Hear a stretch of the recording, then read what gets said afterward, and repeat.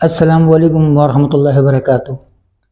دماغی، اعصابی، جسمانی کمزوری کو دور کرنے کے لیے جسم کو فروغ کرتی ہے اور نسیان کے لیے خاص نسخہ ہے، مجرب و مستعمل ہے۔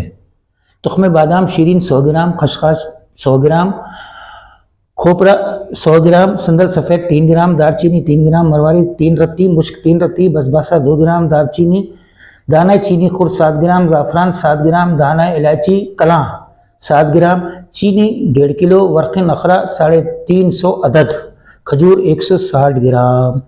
چینی کا قوام بنا کر اچھی طریقے سے تمام چیزوں کو فائن پاؤڈر بنا کر اس کے اندر اچھا سا معجون بنا لیجئے۔